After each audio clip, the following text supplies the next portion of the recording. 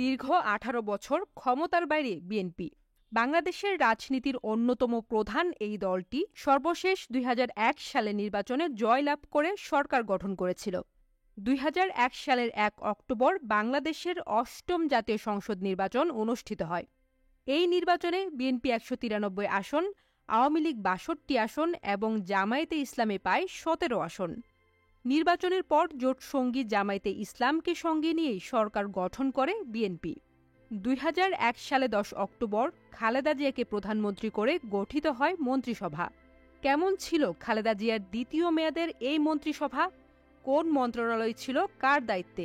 আর তারা কতটুকু পেরেছে প্রত্যাশা মেটাতে? 2001 থেকে 2006 সাল পর্যন্ত খালেদা জিয়ার মন্ত্রিসভায় অর্থ ও পরিকল্পনা মন্ত্রণালয়ের দায়িত্বে নিয়োজিত ছিলেন সাইফুর রহমান। সাইফুর রহমান তার রাজনৈতিক জীবনে 3 দফায় অর্থমন্ত্রী ছিলেন। তিনি মোট 12 বার জাতীয় বাজেট পেশ করে এ উপমহাদেশ তথা গোটা বিশ্বের রেকর্ড সৃষ্টি করেন। তাই বিএনপির সাফল্যের সাথে সাইফুর রহমান নামটি ওতপ্রোতভাবে জড়িত। বাংলাদেশের মতো তৃতীয় বিশ্বের একটি দরিদ্র দেশের অর্থনীতিকে শক্ত কাঠামোর উপর দাঁড় করানোর পেছনে অন্যতম রূপকার তিনি। বলা যায় তিনি বাংলাদেশের অর্থনীতির অন্যতম গেম চেঞ্জার। বর্তমান সময়ে যেমন যে কোনো নতুন সরকার এলেই নতুন ব্যাংক গঠন শুরু হয়, 2001 সালে বিএনপির নেতৃত্বাধীন 4 দলীয় জোট সরকার ক্ষমতায় এলে নতুন ব্যাংক নিয়ে আবারও আলোচনা শুরু হয়েছিল। বাংলাদেশ ব্যাংক তখন সমীক্ষা চালিয়ে বলেছিল, দেশের অর্থনীতিতে আর নতুন কোনো ব্যাংকের প্রয়োজন নেই। কেন্দ্রীয় ব্যাংকের এই মতামতকে গুরুত্ব দিয়ে সাইফুর রহমান বেসরকারি খাতে আর কোনো নতুন ব্যাংকের লাইসেন্স না দেওয়ার সিদ্ধান্ত নেন। বিএনপি সরকারের ওই 5 বছরে কোনো নতুন ব্যাংকের আর লাইসেন্স দেওয়া হয়নি। সাইফুর রহমানের কয়েকটি সিদ্ধান্ত অর্থনীতিতে উন্নয়নে সুদূর প্রসারী প্রভাব রেখেছিল। প্রথমত 1991 সালে মূল্য সংযোজন কর বা ভ্যাট স্থাপন। দ্বিতীয়ত 2001 সালের পর বৈদেশিক মুদ্রার নমনীয় বিনিময় হার পদ্ধতি চালু করা এবং খাদ্যের বিনিময়ে শিক্ষার কর্মসূচি। আমি তো কাউকে ছাড়বো না, আমি আইনে বিশ্বাস করি। বিএনপি ও 4 দলীয় জোট সরকারের আমলে দেশে যোগাযোগ ব্যবস্থার যুগান্তকারী উন্নয়ন হয়। তখন সরকারের যোগাযোগ মন্ত্রী ছিলেন নাজমুল হুদা। এ সময় দেশের সব কটি প্রধান হাইওয়ের উন্নয়ন এবং বড় বড় নদীর উপর বেশ কিছু গুরুত্বপূর্ণ ব্রিজ নির্মাণ করা হয়েছে। তবে অভিযোগ আছে নাজমুল হুদা ব্যবসায়ী মীর জহির হোসেনের কাছ থেকে 30 কোটি টাকার সরকারি কাজের চুক্তির বিনিময়ে ঘুষ হিসেবে 2 কোটি 40 লাখ টাকা নিয়েছিলেন।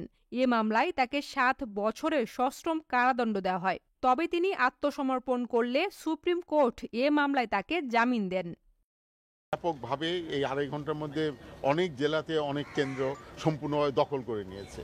নানা প্রতিবন্ধকতার ভেতরে 4 দলীয় জোট সরকারের অন্যতম সাফল্য ছিল শিক্ষাক্ষেত্র কলঙ্কমুক্ত করা। ওসমান ফারুকের নেতৃত্বে শিক্ষাক্ষেত্রে নকলমুক্ত পরীক্ষা বাস্তবায়ন করা হয় এবং মেয়েদের বিনামূল্যে পড়ালেখা সহ শতাধিক উচ্চশিক্ষা প্রতিষ্ঠান নির্মাণ করে। মানে ক্ষমতাচ্যুতির 1 মিনিট আগেও জানবেন না যে you are being thrown out. বিএনপির আইনমন্ত্রী ছিলেন দলটির গুরুত্বপূর্ণ নেতা মওদুদ আহমেদ। সরকারের মন্ত্রী হলেও এই নেতার রাজনৈতিক বিতর্ক নিয়ে কথা বলে সব সময় আলোচনায় থাকতেন। তবে তার সময়ে সহজে ও কম খরচে দ্রুত বিচার পাওয়ার জন্য এবং দেশের ঘুণে ধরা বিচার ব্যবস্থাকে গতিময় এবং জনগণের আস্থাশীল প্রতিষ্ঠানে পরিণত করার উদ্যোগ নেওয়া হয়, যা বিচার বিভাগকে স্বাধীন করার লক্ষ্যে এক ঐতিহাসিক সংস্কার কার্যক্রমের সূচনা করে।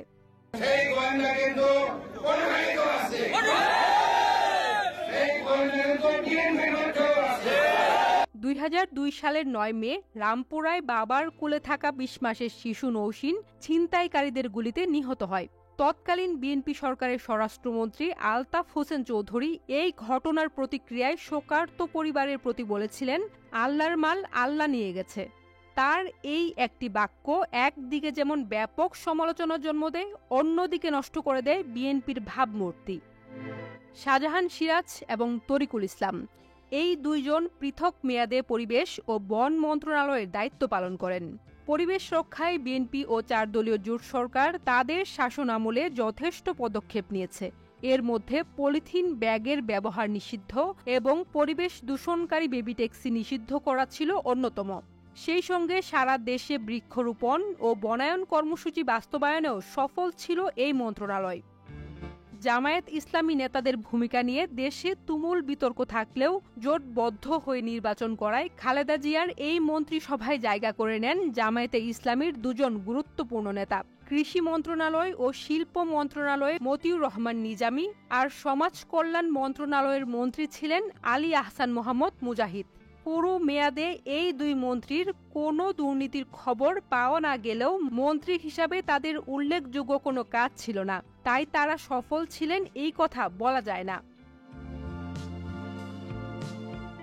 এই সরকারের সময়ে নারীদের ক্ষমতায়ন ও মর্যাদা বৃদ্ধির লক্ষ্যে ব্যবসায় আগ্রহী ও আত্মকর্মসংস্থানমূলক কর্মে নিয়োজিত নারীদের জন্য সহজ শর্তে ও কম সুদে ঋণ প্রদান করা হয় এবং চাকরিতে নারীদের নিয়োগ ও পদোন্নতিতে অগ্রাধিকার দেওয়া হয়।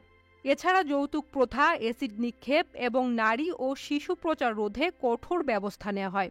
মাতৃমৃত্যু ও শিশু মৃত্যুর হার ন্যূনতম পর্যায়ে নামিয়ে আনার প্রচেষ্টাও অব্যাহত থাকে। খালেদা জিয়ার নেতৃত্বে গঠিত এই মন্ত্রিসভার প্রধানমন্ত্রী হিসেবে তিনি প্রতিরক্ষা মন্ত্রণালয় ও সশস্ত্র বাহিনীর দায়িত্ব নিজের কাছে রাখেন। এছাড়া পররাষ্ট্র মন্ত্রণালয়ে পৃথক সময়ে দায়িত্ব ছিলেন AQM বদরুদ্দোজা চৌধুরী এবং মোর্শেদ খান। গৃহায়ন ও গণপূর্ত মন্ত্রণালয়ে মির্জা আব্বাস, স্বাস্থ্য ও পরিবার কল্যাণ মন্ত্রণালয়ে খন্দকার মোশাররফ হোসেন, বাণিজ্য মন্ত্রণালয়ে পৃথকভাবে আমির খসরু মোহাম্মদ চৌধুরী, আলতাফ হোসেন চৌধুরী এবং ছিলেন হাফিজউদ্দিন আহমেদ। মৎস্য ও প্রাণী সম্পদ মন্ত্রণালয়ে ছিলেন সাদেক হোসেন খোকা। ডাক ও টেলিযোগাযোগ মন্ত্রণালয়ে আমিনুল হক। খাদ্য মন্ত্রণালয়ে পৃথকভাবে তরিকুল ইসলাম এবং আবদুল্লাহ আল নোমান। তথ্য মন্ত্রণালয়ে পৃথকভাবে আব্দুল মঈন খান, তরিকুল ইসলাম, M শামসুল ইসলাম। শ্রম কর্মসংস্থান মন্ত্রণালয়ে আবদুল্লাহ আল নোমান। শিল্প মন্ত্রণালয়ে MK আনোয়ার এবং মতিউর রহমান নিজামী। স্থানীয় সরকার, পল্লী উন্নয়ন ও সমবায় মন্ত্রণালয়ে আব্দুল মান্নান ভূঁইয়া। পানি সম্পদ মন্ত্রণালয়ে LK সিদ্দিকী ও হাফিজউদ্দিন আহমেদ। নৌ পরিবহন মন্ত্রণালয়ে ছিলেন আকবর হোসেন। বস্ত্র মন্ত্রণালয়ে পৃথকভাবে ছিলেন আব্দুল মতিন চৌধুরী ও শাহজাহান সিরাজ। ধর্ম বিষয়ক মন্ত্রণালয়ে নিজামুদ্দিন আল আজাদ। ভূমি মন্ত্রণালয়ে ছিলেন M শামসুল ইসলাম এবং দুর্যোগ ব্যবস্থাপনা ও ত্রাণ মন্ত্রণালয়ে চৌধুরী কামাল ইবনে ইউসুফ মন্ত্রীর দায়িত্ব পালন করেন।